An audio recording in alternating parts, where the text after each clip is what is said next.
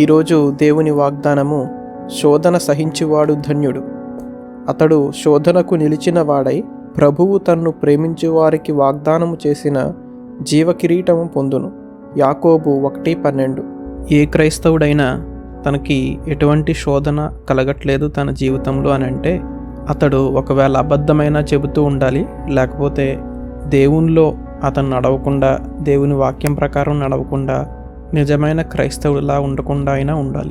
ఎందుకంటే దేవుని రాజ్యానికి ఎటువంటి ఉపయోగం లేకుండా ఉన్న క్రైస్తవుడిని సాతాను శోధన పెట్టి ఉపయోగం ఏముంది?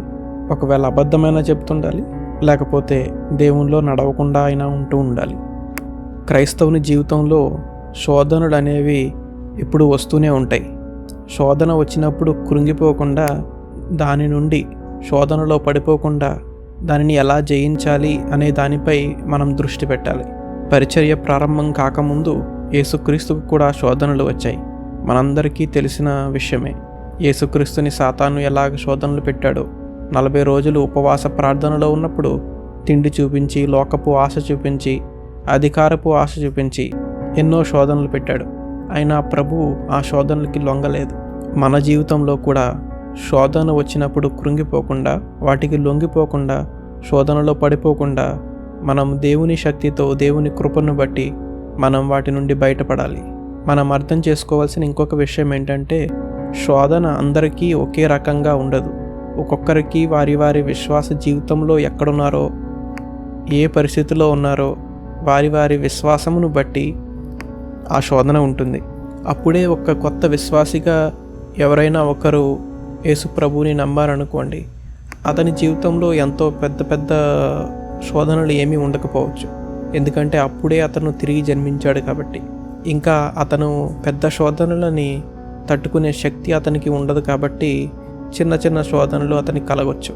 అదే మనకి 1 కొరింథీయులకు 10వ అధ్యాయంలో దేవుడు చెబుతున్నాడు. ఆ వచనంలో ఏమని ఉంటుందంటే, మనము సహింపగలిగినంతకంటే ఎక్కువగా ఆయన మనల్ని శోధింపబడనీయరు అని ఉంటుంది.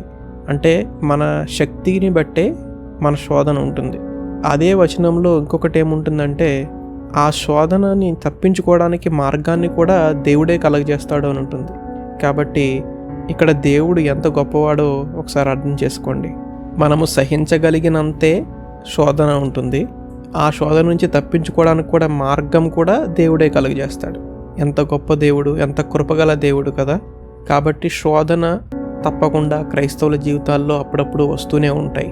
వచ్చినప్పుడు మనం దేవుని కృపను బట్టి, దేవుడు చూపించిన మార్గంలో మనం నడుస్తూ ఆ శోధన నుంచి బయటపడాలి. శోధన నుంచి మనం బయటపడాలంటే మనం చేయాల్సినవి, మనం ప్రార్థనలో బలంగా ఉండాలి. ప్రార్థనలో ఎప్పుడూ ఉండాలి. దేవుని వాక్యాన్ని ధ్యానిస్తూ ఉండాలి. అదేవిధంగా 3వది, సహవాసంలో కూడా మనము ఎక్కువగా ఉంటూ ఉండాలి. అప్పుడే మనం శోధనలో పడిపోకుండా ఉంటాం. దేవుని వాక్యము, ప్రార్థన, సహవాసం, ఈ 3 కూడా మనం పాపంలోను, శోధనలోను పడిపోకుండా ఉండడానికి మనకి సహాయం చేస్తాయి. ఈ 3 ద్వారానే దేవుడు మనం శోధనలో పడిపోకుండా తప్పించుకునే మార్గాన్ని మనకు తెలియజేస్తారు. శోధనలను జయిస్తే మనకు జీవ కిరీటము దేవుడిస్తారు.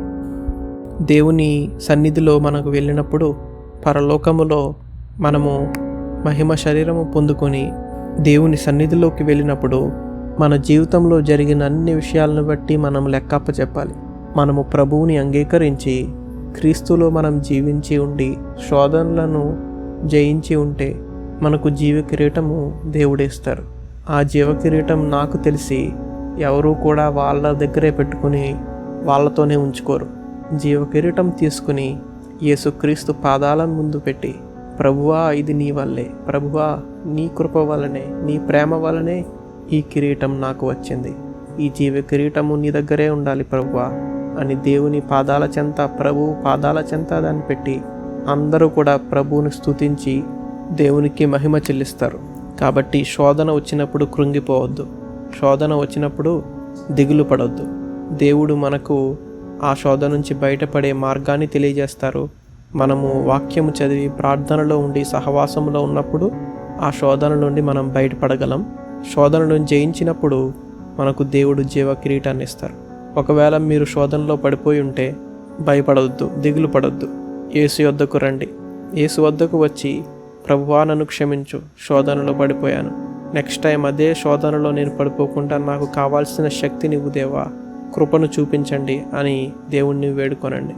మనందరం కూడా ఇప్పుడు ఒకసారి పాపంలో పడిపోయి ఉంటాం, శోధనలో పడిపోయి ఉంటాం. అయితే దేవుని కృప మాత్రమే మనల్ని కాపాడుతూ వస్తుంది.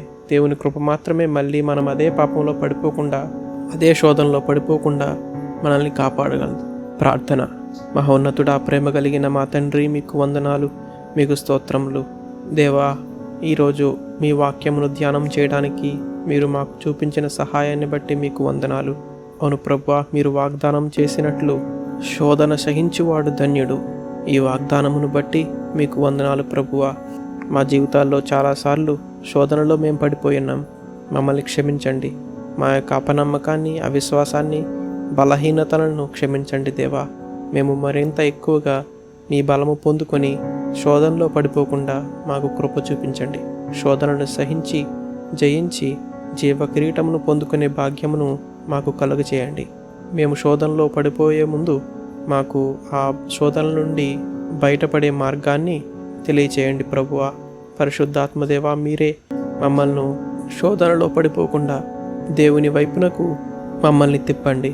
శోధనల నుంచి మాకు మీరు విజయం ఇచ్చినప్పుడు మేము ఇతరులకు కూడా అదే శోధనలో పడిపోయిన ఇతరులకి మీ గురించి, మీ సువార్త గురించి చెప్పి వారు కూడా శోధన నుండి బయటపడేలాగా మీ కృపను గురించి వాళ్ళకి చెప్పే భాగ్యాన్ని మాకు కలుగజేయండి. మా జీవితాలలో మీరే మహిమ పొందుకొనండి. మా జీవితాల ద్వారా మీ సువార్త, మీ రాజ్యమును వ్యాప్తి చేకూర్చేలాగా మమ్మల్ని మీరు నడిపించండి. మా జీవితాలన్నింటినీ మీకు మరొకసారి అప్పగించుకుంటున్నాం దేవా. మా జీవితాల ద్వారా మీరే మహిమ, ఘనత, ప్రభావములు పొందుకోమని యేసుక్రీస్తు వారి దివ్య నామములో ప్రార్థించి వేడుకొనుచున్నాము తండ్రి. ఆమెన్.